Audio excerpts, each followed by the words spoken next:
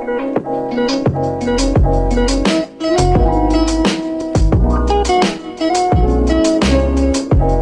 you want your makeup to look like this or this?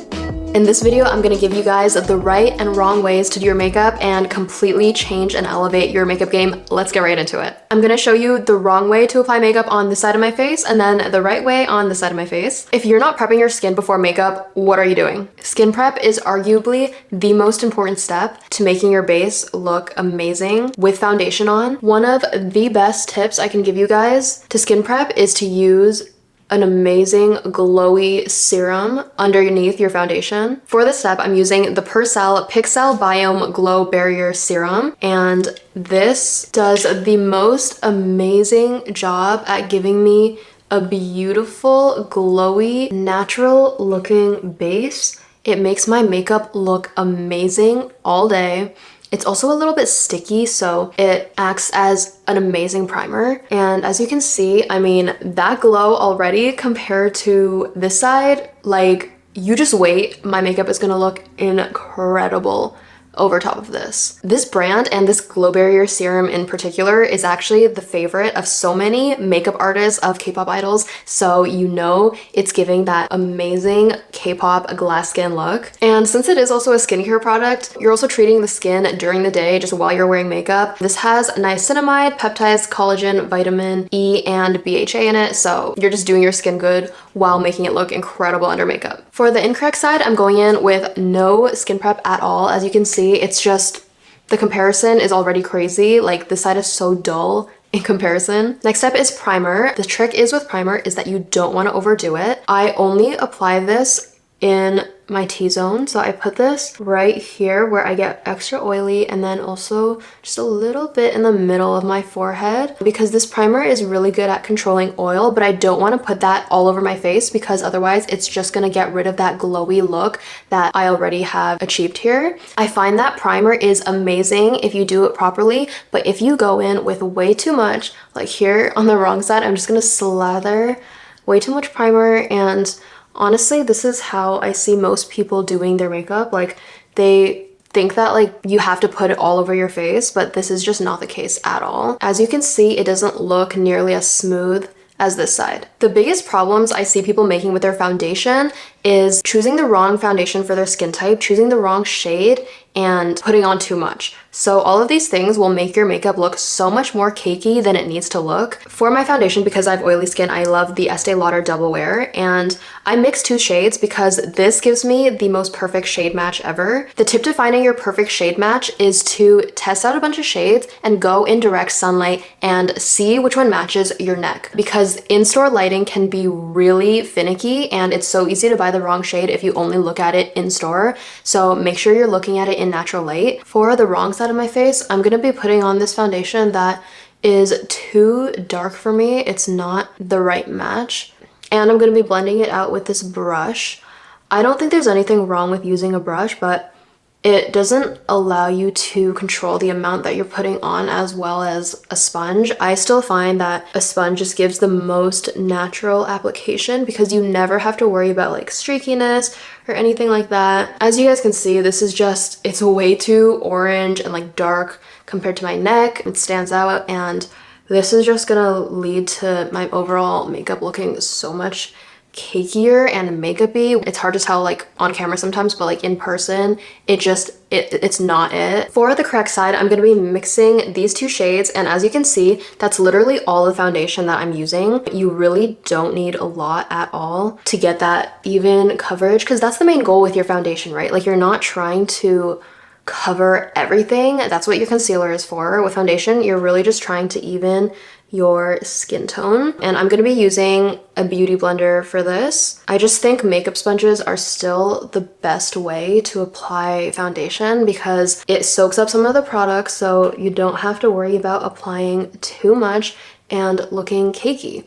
And this way, you know, your base, your glowy base can still shine through so beautifully, just like that. And you're not gonna look so flat and makeup-y, and it's really just gonna look like your skin is so clear, and it's not gonna look like this, you know. As you can see, this shade match, I would say is pretty dang good compared to my neck. Like, and to find that, I had to do so much trial and error, just like literally just swatching all of the Estee Lauder shades, going in natural lighting and seeing what looks best on me. And turns out there wasn't one, so that's why I'm mixing two of them. If you guys were to splurge on just one product in your makeup routine, I think it would be concealer for me, because honestly, like, high-end concealers perform so much better than the drugstore ones in my opinion. Like, that is something that is actually worth a splurge. My all-time favorite concealer is the Haus Labs one, by the way. But for the under eyes, I still love the Maybelline Age Rewind. This one is so tried and true. It's an OG, but I think it's just amazing for the under eyes. For the correct side, I do the Maybelline Age Rewind under my eyes like that, because this one is brightening. And to choose the shades for your concealer, you always want to use a slightly lighter one under your eyes, not too light, but just a little bit lighter. And then take your thicker, creamier concealer that matches your skin tone and use this one for blemishes on your face. I don't have too many blemishes right now, thank God, so I'm just gonna do a little bit there. For the incorrect side, I'm using a concealer that is also fine. This one is Maybelline Fit Me, but the thing is with this one is, because it's so light, you have to like really let this dry down before blending it in, which is totally fine. But I find that with this concealer versus the Haus Labs one, this one lifts so much more when you blend it in, versus the Haus Labs actually stays put. Even if you don't let it sit for that long, like, this one just ends up moving around and lifting, versus the Haus Labs just, it blends so seamlessly even if you let it sit, but you also don't have to, because it'll still cover up your blemishes so well. You also don't want to overdo it with a concealer, like I said before, because you just don't want to put on too much product. This next tip is so essential to blending in your makeup so well, to making your base look so flawless, and that is adding a layer of setting spray before you put on your powder. So for this step, I'm also using PURCELL. This is the 24/7 Colostrum Pore Defense Ampule with Pixel Biome, which is like their patented ingredient. This can be used as a setting spray for your makeup, a blending spray to blend everything together like I use it for, or just literally as a makeup mist. It's very versatile, and this is an unsponsored love of Blackpink Rosé and Giselle from aespa. They genuinely love this product, which I think is so cool. So for the incorrect side, I'm not going to be using any spray to blend together the products that we already put down, and then for the correct side, I'm just going to be doing a few spritzes of that, and I just like to dry it a little bit with my hand, and I feel like that brought back so much more of the glow that we might have lost a little bit from the concealer and foundation. You just want to let this sit for a couple seconds before moving in with the next step, which is your powder. Just look at that difference on the side with the spray versus no spray. You can see that it's infinitely so much more glowy, versus this side is just, it's a lot more just flat. If you struggle with dry skin, this is also amazing for bringing some life back into your skin. The mistake that a lot of people make with powder is that they put on way too much powder. Like, they will set their entire face, which is just not necessary once again. I have never been a fan of baking because I find that it just never looks good in person and it's just not necessary. For powder, I only like to focus it under my eyes and right here in my T-zone. The shape that you draw your eyebrows matters so much because it can completely change the way that your face looks. For the incorrect side, I'm going to be using a brow pencil that's a little bit too dark for me. I'm going to go in with a heavier hand, but also I'm going to make it a lot more arched. I wouldn't necessarily say that this is like a very wrong way, because you do whatever you think suits your face shape best. For me, I find that a very arched brow ages my face a lot more. Also, if it's too dark, it just makes my face look so much more intense. And also, another big mistake that I see people making is going way too heavy on the inner corner, like making it too blocky in the front, which is the biggest like cakey makeup thing to do on your eyebrows. The arched brow, it gives more of that like Y2K look, which can be nice, but it also can like age your face a little bit. Now, for the correct side of my face, I like to keep my brows a little bit straighter and a little bit more, I would say, thicker, like this way, because I find that that gives the best youthful look to the brows. I don't like to angle it down too much, and I'm also going in with a much lighter hand than the other side. As you can see, the side is way straighter, And sorry, I just have a pimple right here, so that's why it might be looking a little bit weird. But I also like to use my finger to clean up the inner corner just very lightly to kind of prevent that like harsh drawn inner corner look. I also love to go in with a brow gel. The brow gel does an amazing job at keeping your hairs looking fluffy, and again, it just adds to that youthful look. And you can see that big difference in my eyebrows on both sides. I think that this one just suits my face a lot better. In my last video, I taught you guys all about correct eyeshadow placement for your eye shape. In this video, I'm going to be talking about more like on camera versus in-person makeup. So a lot of the makeup tutorials that I see for eyeshadow, they have you drawing really harsh lines with dark shadows in places that don't naturally follow your eye to like create an optical illusion of making your eye look way bigger or different or like a different shape. But the thing is, in person, it kind of gives you that uncanny valley look that looks, again, great on camera, but like in person, you can see every bit of like shadow and line that you're drawing if it's not placed in a way that's natural to your eye shape. For instance, I'll see a lot of Asian makeup tutorials where they draw on such a harsh line down here for like the egg yolk cell, and then they'll put a harsh black line that kind of like goes like not following their actual lash line and like goes like that. I'll like blend this out a little bit because I'm not trying to make it look bad on purpose. I swear these are some of the makeup tutorials that I've been seeing lately, but they make it so intense, like changing your eye shape completely, and like that only looks good in very specific lighting conditions. Right now I'm using natural lighting, that's my only lighting source, and as you can see, it looks pretty crazy. I also see a lot of girls going way too harsh with the shadow in their crease, kind of just bringing it up here. And I swear to God, guys, I'm not trying to make it look bad on purpose.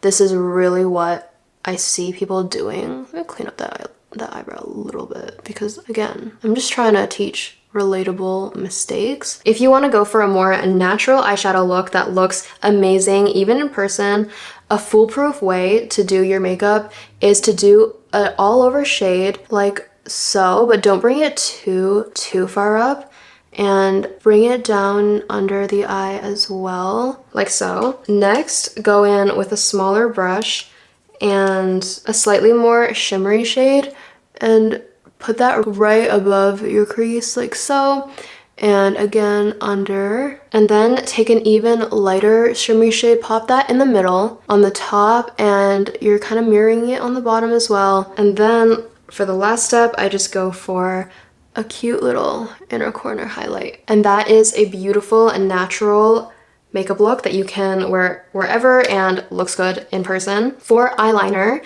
there are different eyeliner shapes and sizes and colors that you can do depending on the look that you're trying to go for.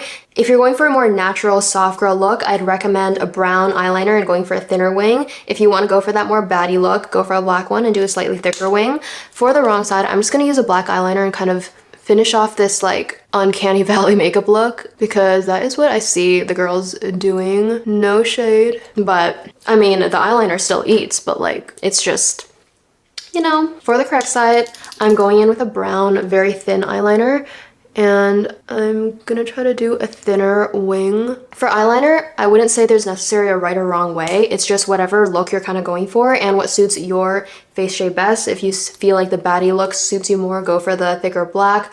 If you want to look more soft girl, then go for the brown later one. Sorry guys, my camera cut out some footage in the middle here, so I had to refilm this part, but essentially on the wrong side, I only curled my lashes once before putting on the mascara, curling them improperly. As you can see, they're still pretty droopy. On the correct side, I curled my lashes in a C shape, meaning you hold and release multiple times, so it actually curls them properly before putting on mascara. The next step is blush. On the bad side, I'm placing the blush high up on my cheekbones and putting on way too much. We don't want blush blindness in this house, no sir. It isn't necessarily wrong to put it high up, but it can depend if you want to snatch your face versus go for a more cute and healthy look. Sorry if I sound gross and congested right now. I'm really sick while I'm editing this, so my apologies for that. For the correct side, I'm gonna be putting it more so in the middle for a little bit more of that youthful look, and I'm also not gonna go too crazy on the blush because I like it to look a lot more natural and just give a little bit more color to the face, but not like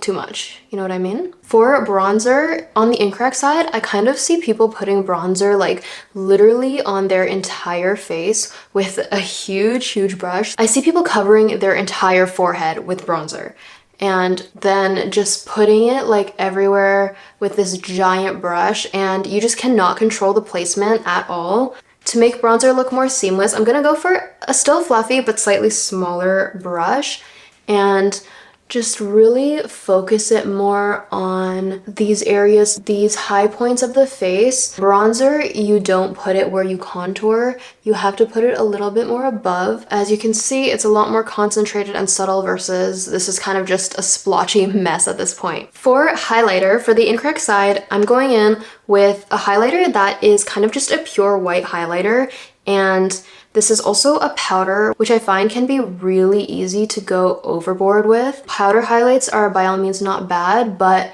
because it's also the wrong shade for me, if it's pure white, it's really hard to control, and it's very easy for it to be that like stripy, over highlighted look, which might have been popular in 2016, but I just don't think that it's the vibe anymore. The point of highlight is to give your face that beautiful natural shimmer, and so for the correct side, I love using a highlighting balm, and this one will just bring, oh, it's like such a beautiful pop of shimmer on the face, but it still looks so natural, and this way you can blend it out with your finger and it just looks so beautiful, and again just adding to that glow. The key for the lips is once again depending on the makeup look that you're trying to go for, and also depending on your features. If you love your lips, if you love the shape of your lips and want to highlight them in the makeup look, go for a lip liner absolutely before you start.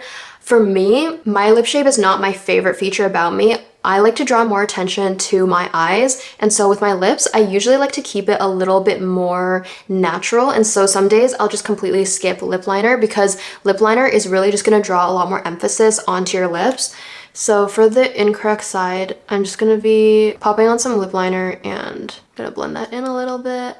Also gonna pop on some lipstick, and honestly, I love this lipstick. I think it is a fantastic one, so I don't think there's anything wrong or bad about this side at all. It's just for me, a lot of the times I would just rather keep my lips a lot more neutral, and so if you want to do that and give that soft, pouty lip look without drawing too much attention to your lips, I go in with a lip tint that's a neutral shade, and I'll just pop that all over and then blend it out with my finger. I like to kind of smudge it out too, so it's not so like precise, which is why I don't like wearing lip liner all the time. And then for the correct side, I just like to pop on a neutral gloss over it, and I find that this gives me such a beautiful, like more faded lip look versus this one's just a little bit more defined.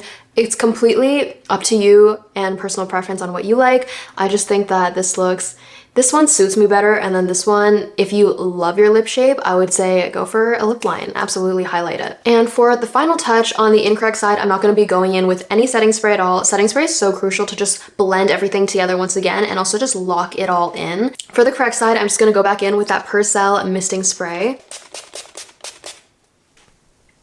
And that is the completed makeup look. As you can see, this side is so dewy and glowy. For this side, as you can see, like that highlighter, it's not glowy, it's just shiny from that highlighter. But the rest of my face, it's blotchy, it's uneven, it's not suitable for my face shape. If you're wondering why your makeup still doesn't look amazing like some girls that you might be seeing, maybe some of these are the reasons why. I hope you guys loved this video. This video was sponsored by PURCELL. I genuinely love these two products so much. This brand is popular for a reason, and popular with literal K-pop idols for a reason, because I mean, I think the results literally speak for themselves. Like, look at how glowy and beautiful that base is. It's amazing, and not only that, it makes my makeup stay looking like this all day. Both products will be available on Amazon as well, and I'll leave the links for them down below if you want to check them out. I really hope this video was super helpful for you guys. I hope that these little tweaks to your makeup routine might have helped